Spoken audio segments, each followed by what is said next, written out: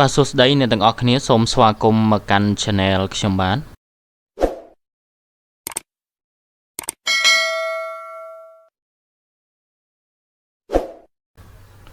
ាទថ្ងៃនេះខ្ញុំមានវីដេអូខ្លីទេអ្នកទាំងអស់គ្នាបាទដើម្បីចែករំលែកបាទអំពីការលុបឯកសា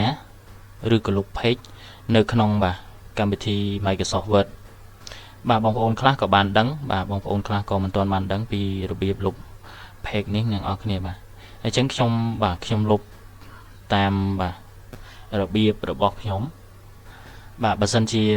បាទអ្នកទាំងអស់គ្នាបាទមានរបៀបបាទលុបផ្សេងពីហ្នឹងអាហ្នឹងអ្នកទាំងអស់គ្នាបាទអាច comment នៅខាងក្រោមវីដេអូខ្ញុំបានបាទឥឡូវខ្ញុំទៅបង្ហាញតែម្ដងអ្នកទាំងអស់គ្នាបាទយើងចូលមកកាន់កន្លែងនេះមកអ្នកទាំងអស់គ្នាបាទកន្លែងនេះ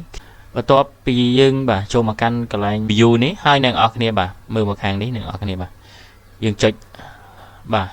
គ្រីសលើពាក្យ navigation pane នេះមកអ្នកទាំងអស់គ្នាបាទ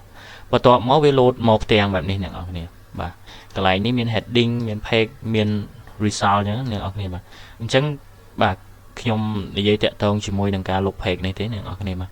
បើសិនជាអ្នកទាំងអស់គ្នាឥឡូវឧទាហរណ៍ page យើងមានប៉ុន្មានបាទមាន4ទំព័រឥឡូវខ្ញុំចង់លុបទំព័រទី3នេះចេញបាទកន្លែងនេះវាបាទបើសិនជាអ្នកទាំងអស់គ្នាបាទ click នៅទំព័រណាឬក៏ page ណាហ្នឹងវានឹង preview ឲ្យអ្នកទាំងអស់គ្នាបាទនៅ page នោះបាទឧទាហរណ៍ខ្ញុំនេះ click លើ page ទី4បាទវា preview ឲ្យនៅ page ទី4បាទ click ទៅលើ page ទី3វា preview នៅ page ទី3ហើយបាទឥឡូវខ្ញុំចង់លុបនៅ page ទី3នេះអ្នកទាំងអស់គ្នាបាទឥឡូវយើងបាទយើងចុច click លើហ្នឹងហើយអ្នកទាំងអស់គ្នាបាទចុច control G មួយមកអ្នកទាំងអស់គ្នាបាទបន្ទាប់មកវា pop up មកបែបនេះបាទដោយសារបាទកុំព្យូទ័រខ្ញុំបានលុបហើយហើយធ្លាប់លុបអញ្ចឹងវាលោតមកបាទវាលោតមកពាក្យ page នៅជាប់នឹងតែម្ដងអញ្ចឹងបាទខ្ញុំចុចបន្ទាប់ពីវាលោតមកបើសិនជាកុំព្យូទ័រអ្នកនរគ្នាបាទពេលចុចទៅវាអត់លោតពាក្យ page មកអញ្ចឹងបាទអ្នកនរគ្នាបាទយើងវាយ slash មួយទៅហើយយើងវាយបាទពាក្យថា page មកបាទយើងចុចកន្លែង go to នេះអ្នកនរគ្នាបាទបន្ទាប់មកវានឹង select លើទិន្នន័យបាទกระดาษ page របស់យើងគឺ select តែ page បាទទំព័រទី3នេះទេហើយបន្ទាប់ពីវា select ហើយយើងចុចបាទ close ធម្មតាមកអ្នកនរគ្នាបាទហើយអ្នកនរគ្នាចុច key delete បាទអ្នកនរគ្នាឃើញបាទនៅទីតាំងនេះគឺនៅសល់តែ page បាទ3 page ទេហើយ